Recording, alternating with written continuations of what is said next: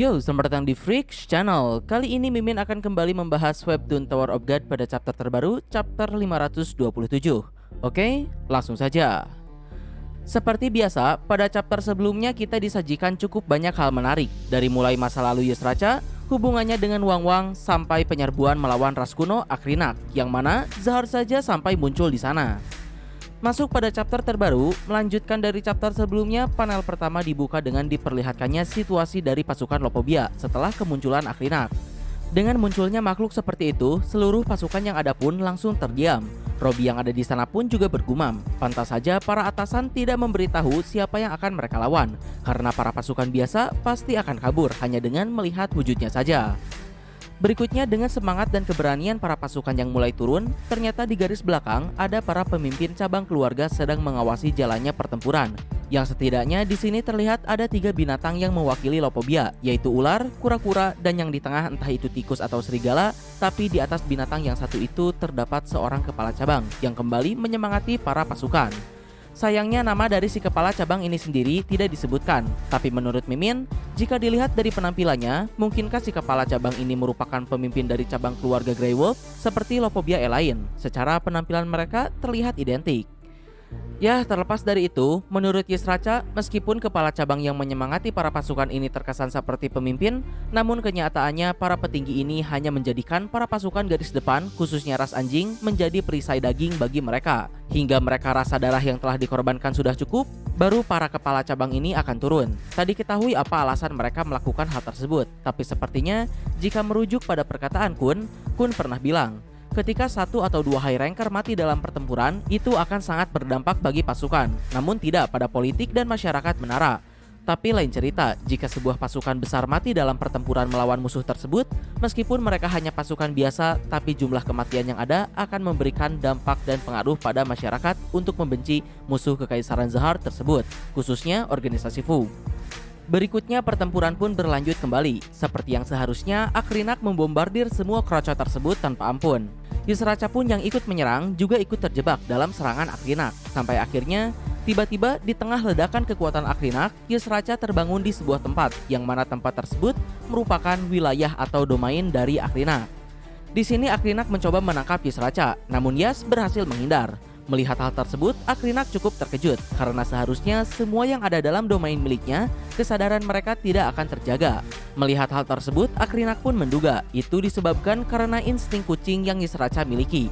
Karena seperti yang diketahui, kucing itu berubah-ubah dan tak bisa ditebak. Namun lagi, Akrinak pun mengatakan kalau hal tersebut hanya karena instingnya. Di sisi lain ada seseorang yang lebih menarik perhatian Akrinak, tidak lain dan tidak bukan, yaitu Wang Wang. Jadi saat ini, semua orang yang ada di area Akrinak, termasuk para kepala cabang, berhasil dijebak di dalam domainnya, kecuali Wang Wang. Dalam sudut pandang Wang Wang sendiri yang tidak masuk ke dalam domain Akrinak, suasana di luar seakan waktu terhenti, karena semuanya tidak bergerak. Sedangkan di dalam domain Akrinak, dirinya sedang berbicara dengan Yusracha. Akrinak menjelaskan kalau Wang Wang memiliki sebuah berkah, di mana dirinya tidak akan bisa dikendalikan oleh siapapun. Buktinya saja, Wang Wang tidak terjebak dalam domain miliknya.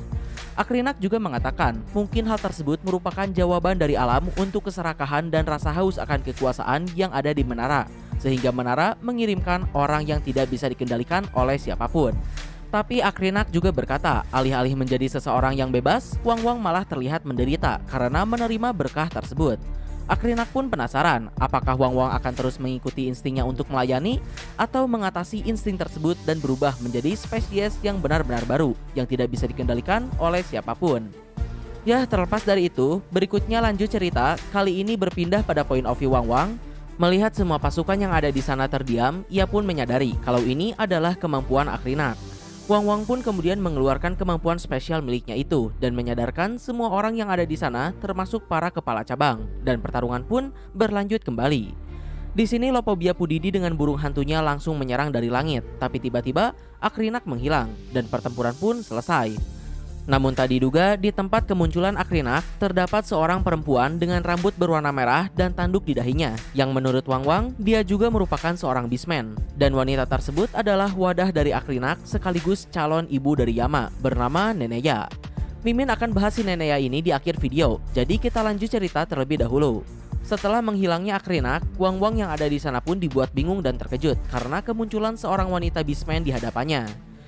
Yusracha pun juga menghampiri Wang-Wang dan melihat wanita tersebut. Namun yang membuat Yusracha terdiam adalah ekspresi Wang-Wang.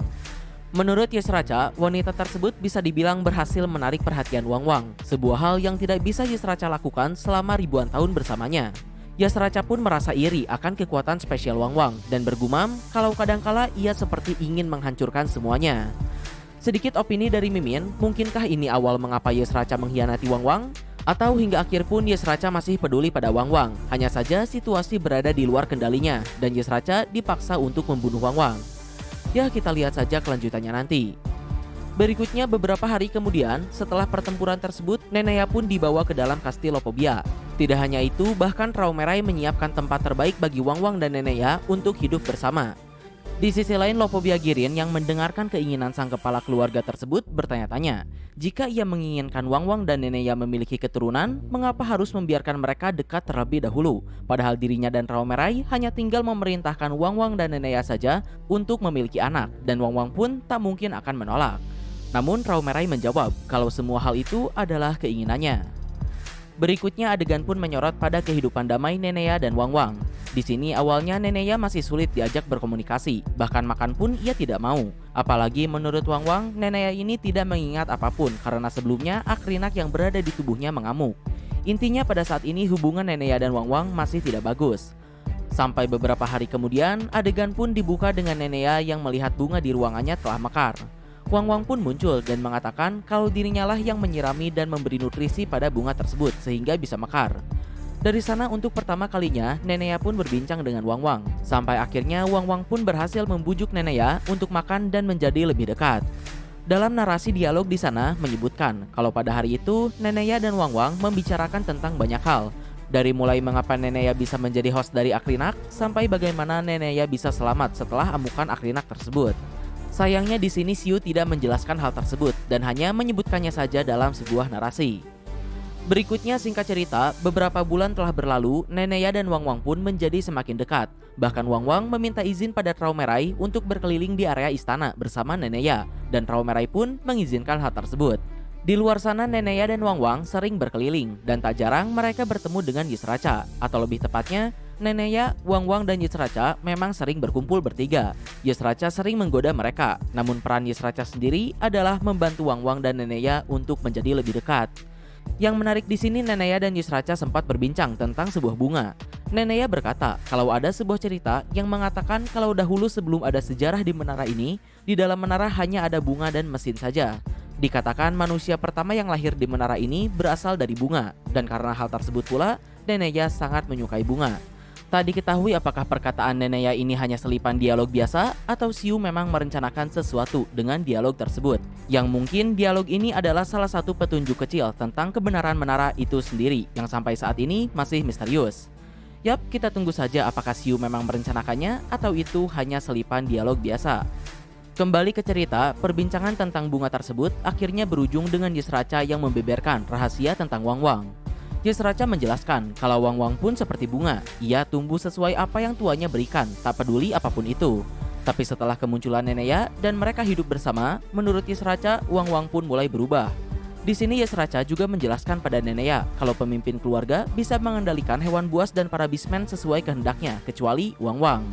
Masih menurut Yusracha, Wang-Wang sendiri merupakan sebuah harapan bagi para beastmen seperti dirinya dan Robby yang sejatinya mereka berdua ini tidak menyukai Raumerai. Namun Wang-Wang sebagai satu-satunya orang yang dapat bebas juga dapat membebaskan para beastmen lain dari pengendalian Raumerai, tidak berniat sedikit pun untuk mengkhianati tuannya itu.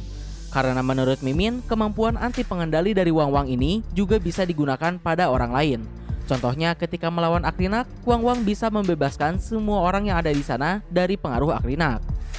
Ya, terlepas dari itu kembali ke cerita, setelah menjelaskan semua itu, Yusracha pun membujuk sekaligus menyuruh Nenea untuk mengambil Wang-Wang dari sang pemimpin keluarga. Dan Nenea pun juga berniat untuk melakukan apa yang dikatakan oleh Yusracha tadi, yang sepertinya Nenea bersedia melakukan hal tersebut juga berdasarkan keinginannya sendiri. Nah, yang menjadi pertanyaan bagi Mimin di sini, apakah Yesraca mengatakan hal tersebut demi kebebasan dirinya, Wang Wang dan para bisman lain, atau justru Yesraca memang sengaja menghasut Nenaya agar Wang Wang kembali dipenjara seperti semula tanpa memiliki kebebasan, atas dasar rasa iri Yesraca pada kemampuan Wang Wang. Oke, lanjut cerita. Berikutnya point of view menyorot pada Wang Wang. Di sini Wang Wang dipanggil oleh Traumerai untuk menghadap padanya. Setibanya Wang Wang di hadapan layar hologram Traumerai, karena dirinya telah memberikan waktu yang cukup panjang bagi Wang Wang dan Nenea bersama, di sana tidak banyak basa-basi. Traumerai langsung memerintahkan Wang Wang untuk memiliki anak dengan Nenea besok malam.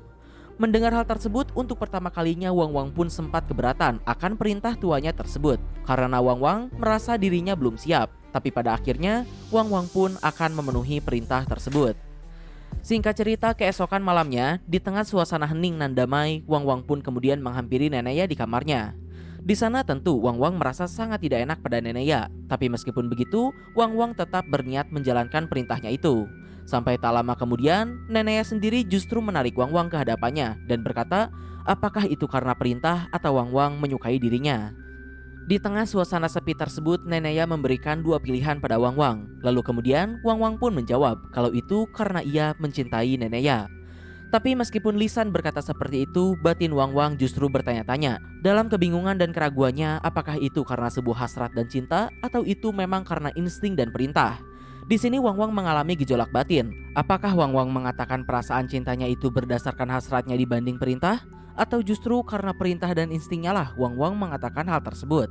Dan chapter pun ditutup dengan Nenea yang berkata kalau Wang Wang adalah pembohong, namun ia senang karena Wang Wang berbohong untuknya.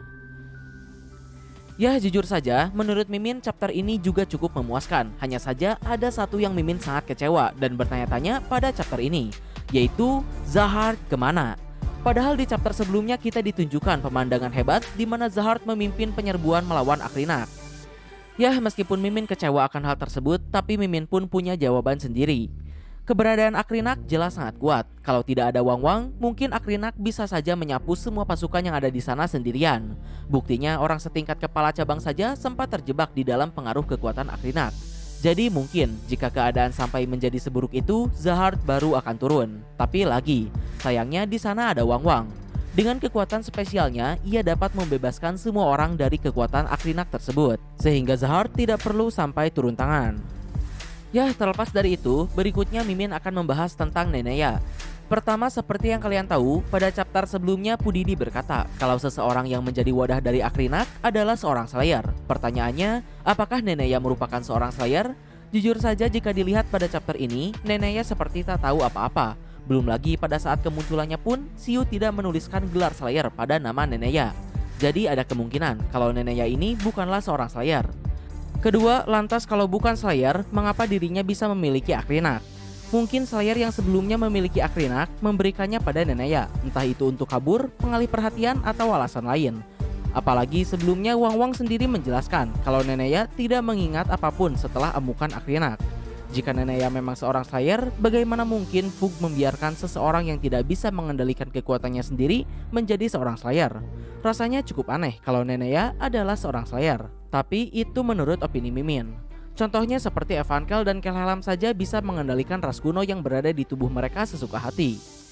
Ketiga, jika memang si Nenea ini seorang Slayer dan tak bisa mengendalikan kekuatan Akrinak, berhubung pada chapter ini Wang Wang juga menyebutkan kalau Nenea kehilangan ingatannya akibat amukan Akrinak, jadi mungkin saja Nenea memang kehilangan ingatannya sebagai seorang Slayer, sehingga saat ini dirinya tidak mengetahui apapun. Selanjutnya tidak hanya itu, sebenarnya siapa si Nenea ini, mengapa dirinya seorang Beastman? Pada chapter ini Nenea juga sempat berkata kalau dirinya hanyalah sebuah tikus percobaan. Apa maksud dari perkataan tersebut? Apakah Nenea merupakan percobaan dari Fug atau malah Nenea merupakan percobaan dari Traumerai sendiri? Ya, terlepas dari semua hal tadi, itu hanya opini dan pertanyaan Mimin belaka. Kita tunggu saja penjelasan lebih lanjutnya di chapter yang akan datang. Apakah Nenea merupakan seorang Slayer atau bukan? Dan apa sebenarnya identitas dari si Nenea ini? Nah, mungkin kurang lebih itulah pembahasan Webtoon TOG pada chapter ini. Mohon maaf untuk kekurangan dan kesalahannya. Like, share, subscribe kalau suka, komen, ada kritik dan saran. Terima kasih telah menonton. Ciao.